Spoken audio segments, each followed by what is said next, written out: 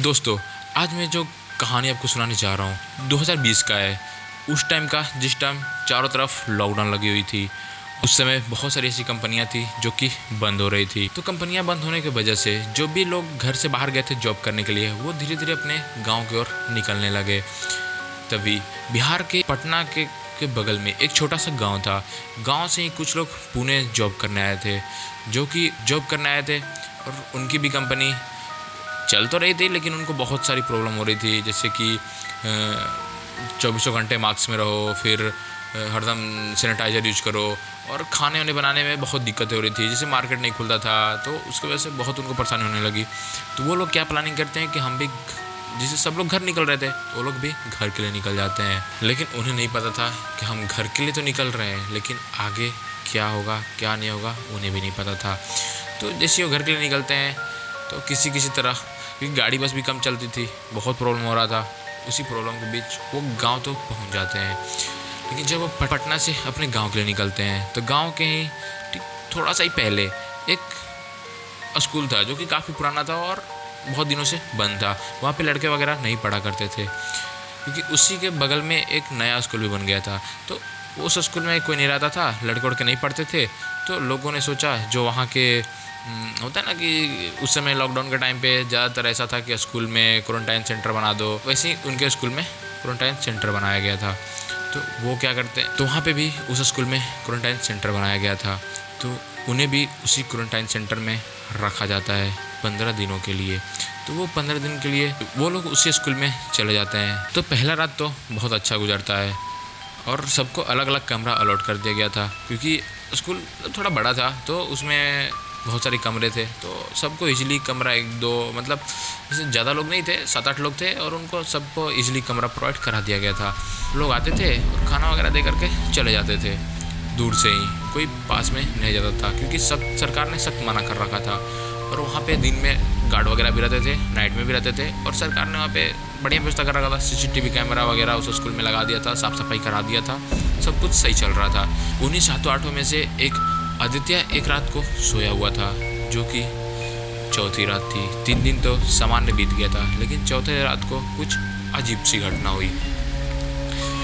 आदित्य का हल्का हल्का नींद खुला हुआ था, तभी उसको लगता है कि कॉरिडोर में कोई चल रहा हो। ये सुनने के बाद उसकी नींद अचानक से खुल गई। तो उसे लगा चलो बहुत सारे लोग हैं, उन्हीं में से कोई लोग हो सकता है घूम रहा हो। लेकिन तभी उस कॉरिडोर से अजीब सी आवाज़ें आई, जैसे कोई हंसते हुए चल रहा हो, मतलब एक औरत हंसते हुए चल रही हो। क्योंकि वहाँ पे तो जितने भी सारे लड़के थे, आदमी थे, और औरत एक भी नहीं थी। लेकिन औरत की जब आवाज़ आई तो आदित्य एकदम चौंक गया। वो उठ के खड़ा हो गया। खड़ा होने के बाद गेट पे गया देखने के लिए कि कौन है।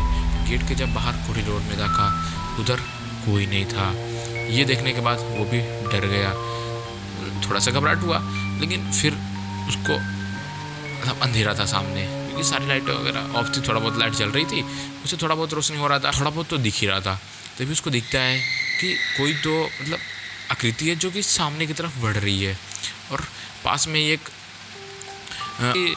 क्लासरूम का हल्का सा गेट खुला हुआ था।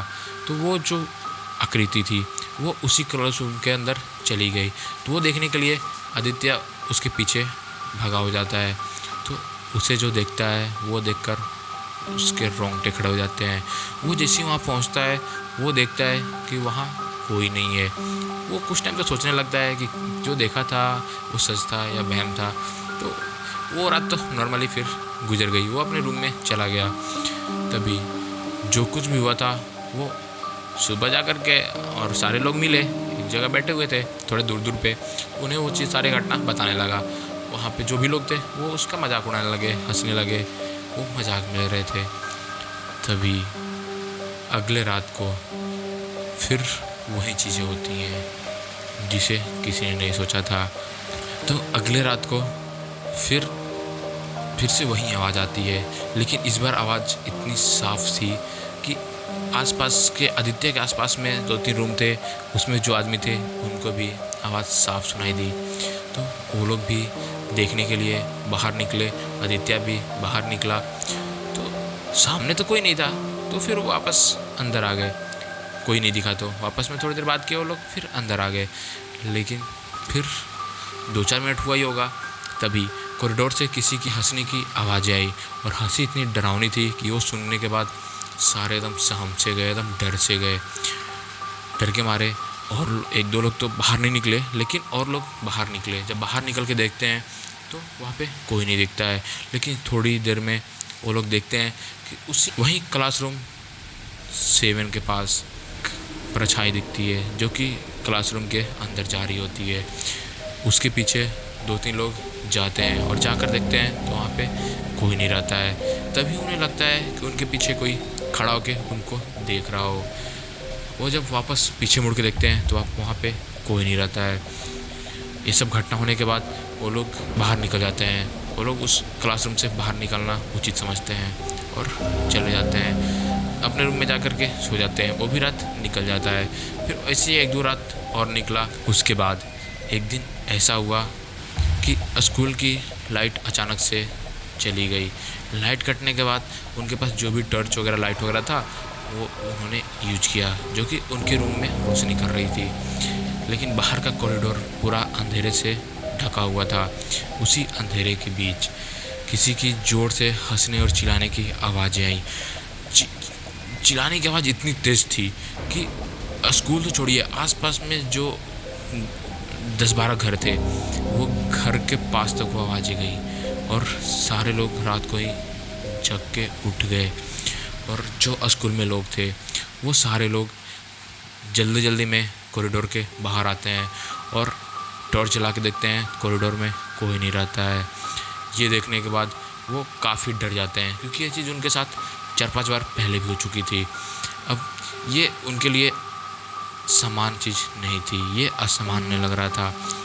तभी वो लोग देखते हैं कि एक औरत जो कि सफ़ेद साड़ी में है वो कमरा नंबर 7 की तरफ बढ़ रही है। और तभी 2-3 लोग उसके पीछा करते हुए अंदर जाते हैं तो वो देखते हैं कि अंदर कोई नहीं दिखता है। तो फिर वो सोचने लगते हैं जो औरत थी वो अंदर आई तो गई कहाँ। तभी वो लोग अंदर देखते हैं कि अंदर ज़्यादा कुछ नहीं था, बेंच वगैरह पड़ा हुआ था जो कि बहुत पुराना था। और वहीं पे एक ब्लैक बोर्ड था, जो कि पिछली रात वो लोग गए थे, लेकिन ब्लैक बोर्ड पे कुछ नहीं लिखा हुआ था। लेकिन इस रात को जब ये इस रात को गए तो वो लोग देखे, उस पे लिखा था तुम लोग यहाँ से चले जाओ, तुम लोग यहाँ क्या कर रहे हो। ये देखने के बाद वो लोग पूरी तरह से डर गए। डर के मारे वो उस क्लासरूम से भागते भागते बाहर निकले और वापस में यही बातें करने लगे। अब ये सब होने के बाद जो सुबह लोग आते थे उनसे मिलने, देखने, खाना पहुंचाने, उनसे सब बातें शेयर हुई। तभी उन्हीं में से एक आदमी ने बोला कि इसी स्कूल में कई साल पहले एक टीचर थी जो कि पढ़ाती थी, लेकिन किसी तरह उनका डेथ हो गया था और ये पता नहीं चला कि उनका डेथ कैसे हुआ। बस लोगों ने यही जाना था कि एक्सीडेंट हो गया था, लेकिन एक्सीडेंट कैसे हुआ, कब हुआ, ये किसी को नहीं पता था। तो ये सुनने के बाद वो लोग डर तो जाते हैं, लेकिन उनके पास कोई ऑप्शन नहीं रहता है, क्योंकि सरकार ने उसी को क्वारंटाइन सेंटर बना रखा था। तो वो लोग के पास ऑप्शन नहीं था दूसरा, तो उसी में रुके रहते हैं। ऐसे 7-8 दिन, 8-9 दिन आराम से गुजर गए थे। और फिर 2-3 दिन ऐसे ही नॉर्मली गुजर गया। लेकिन 14वां दिन कुछ ऐसा हुआ जो मैं भी पढ़ने के बाद सोच में पड़ गया। 14वां दिन वो लोग सोए नहीं रहते हैं, क्योंकि 15वां दिन उनको घर जाना रहता है। तो सब लोग बैठ के वापस में ही बात करते रहते हैं। तभी उन्हीं में से एक आदमी का नज़र जाता है सामने एक बाउंड्री पे। वो बाउंड्री पे देखता है कि एक औरत है जो कि बाउंड्री के ऊपर खड़ी है, और वो बाउंड्री से कब नीचे आ गई उसके आंखों पे भरोसा ही नहीं हुआ। वो बाउंड्री से नीचे आने के बाद उसी कॉरिडोर की ओर बढ़ने लगी। ये देखने के बाद वो सबको इशारा किया उस कॉरिडोर की तरफ देखने के लिए। जब सबने कॉरिडोर को देखा तो उन्हें दिखती है वही औरत जो 7वां या 8वां दिन दिखी थी। वो औरत उसी कमरे की तरफ जाती है। तभी वो सारी चीज़ देखने के बाद किसी का जाने का हिम्मत नहीं हो रहा था उसके पीछे। लेकिन आदित्य ज़्यादा डरता नहीं था, पढ़ा लिखा लड़का था, तो ये सब चीज़ें मानता नहीं था। तो वो उसके पीछे जाता है और धीरे धीरे जब उसके पीछे जाता है तो वो उसी क्लासरूम के अंदर जाता है जिस क्लासरूम के बाहर लिखा था कमरा नंबर 7। और उसी क्लासरूम में वो औरत भी गई थी। लेकिन औरत कैसे अंदर गई थी ये किसी को नहीं पता चला, क्योंकि उस क्लासरूम का दरवाज़ा इन्होंने दिन में बंद करके रखा था और वो औरत बिना दरवाज़ा खोले ही अंदर जा चुकी थी।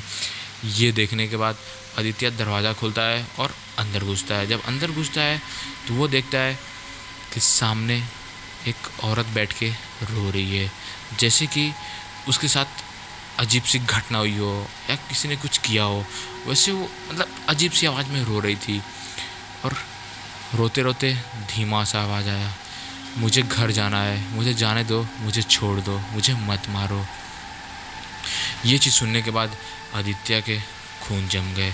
वो उस क्लासरूम से भागना तो चाहा, लेकिन क्लासरूम का दरवाज़ा अपने आप एकदम से धम से करके बंद हो जाता है। आदित्य ने उस दरवाजे को खोलने का बहुत कोशिश किया, वो दरवाज़ा नहीं खुल रहा था। तभी जो बाहर लोग थे वो भागते भागते आते हैं और दरवाज़ा खोलने की कोशिश करते हैं। तभी आदित्य देखता है जो सामने औरत रो रही थी वो उसके तरफ देख रही है। ये देखने के बाद आदित्य एकदम डर के मारे कांपने लगा। लेकिन थोड़ी टाइम में वो जो औरत सामने दिख रही थी वो अचानक से गायब हो जाती है और दरवाज़ा भी खुल जाता है। आदित्य फट से उस रूम से बाहर निकलता है और बाहर निकलने के बाद सारी चीज़ें वहाँ पे जो लोग थे उनको बताता है। लोग और भी ज़्यादा डरने लगते हैं। लेकिन अगले दिन उनको निकलना था, बस उस स्कूल में बिताना था एक और रात, जो कि लोग बिताने के लिए तैयार नहीं थे, लेकिन क्या ही कर सकते हैं। तभी आदित्य बाहर निकलता है, लेकिन वो रात इतनी जल्दी ख़त्म नहीं होने वाली थी। फिर जैसे वो बाहर निकलता है फिर उन्हें सुनाई देती है कॉरिडोर से किसी की चलने की आवाज़। उसे पीछे मुड़ के देखते हैं लेकिन पीछे कोई नहीं रहता है। तभी किसी की इतनी चिल्लाने की आवाज़ आती है जैसे पूरा स्कूल रूम कांपने लगा हो, और ऐसी घंटी की आवाज़ आ रही थी जैसे कि डोरबेल बज रहा हो, छुट्टी का समय हो गया हो और स्कूल अभी भी चालू हो। लेकिन उसी के बीच वो लोग देखते हैं कि वो जो रूम था, रूम के ही पास में एक अलमारी पड़ा हुआ था, जो कि अलमारी में पूरा धूल जमा हुआ था और वो अलमारी का दरवाज़ा जो है अपने आप खुल गया था। ये देखने के बाद वो लोग जाने का तो हिम्मत नहीं था, लेकिन हिम्मत करते हुए अलमारी के पास जाते हैं और पास जाने के बाद देखते हैं कि उस अलमारी में एक बैग पड़ा हुआ था और बैग के अंदर एक डायरी थी। वो लोग जब डायरी खोलते हैं और डायरी खोल के देखते हैं तो उस डायरी में नाम लिखा हुआ था मीरा। मीरा वही टीचर थी जो कि उस स्कूल में काफ़ी पहले पढ़ाया करती थी और उनका अनसुलझे सा एक्सीडेंट हो गया था, जिसके बारे में किसी को कुछ ज़्यादा जानकारी नहीं थी। तो उस डायरी में लिखा था कि मेरा नाम मीरा है और मीरा ने लिखा था कि आज अगर मैं घर पहुंच गई अच्छे से तो ठीक है, मतलब समझ जाइएगा कि मैं इसी स्कूल में मार दी गई हूँ। और उसके आगे उस डायरी में कुछ नहीं लिखा था। लेकिन हाँ, जब उसी डायरी में और 2-4 पन्ना पलटा गया तो उसमें कुछ नाम लिखा था। उसी डायरी में 2 नाम लिखी हुई थी, विजय और प्रवीण। ये 2 नाम उसी स्कूल में पढ़ाने वाले 2 टीचरों की थी, जो कि कुछ टाइम के बाद वो भी अजीब तरीके से गायब हो चुके थे, जिनका कुछ भी पता नहीं चला। और उसी डायरी पे लिखा था कि आज जो कुछ भी मेरे साथ होगा उसके कारण यही 2 होंगे, क्योंकि इन दोनों के बारे में मुझे कुछ ऐसी सच्चाई पता चली है जिसको जानने के बाद ये मुझे नहीं छोड़ने वाले। उसके बाद उस डायरी में और कुछ नहीं लिखा हुआ था। लोगों को ये तो पता चल गया था कि जो भी मीरा के साथ हुआ था वो डायरी पढ़ने के बाद कि मीरा के साथ जो भी हुआ था वो 2 टीचरों ने किया था। और ये सब बीतते बीतते सुबह हो चुकी थी और सुबह होने के बाद सब कुछ उस स्कूल में सामान्य हो गया। ना किसी के रात में रोने की आवाज़, ना किसी की रात में चीखने की आवाज़, सब कुछ शांत हो गया था, एकदम पूरा नॉर्मल हो गया था, जैसे उस स्कूल में कुछ हुआ ही ना हो। लेकिन हाँ, ये कहानी अब भी अधूरी है, क्योंकि आज तक पता नहीं चला कि जो 2 टीचरें थे जो गायब हुए थे मीरा के गायब होने के बाद, वो कहाँ गए, कब गए, कैसे गए, उनकी आज तक लाशें तक नहीं मिली। तो क्या उन्हें मीरा ने मारा? ये आप कमेंट बॉक्स में ज़रूर बताइएगा। और ये कहानी कैसी लगी? अगर अच्छी लगी हो तो लाइक करिए, कमेंट करिए, शेयर करिए और चैनल को सब्सक्राइब करना ना भूलिए।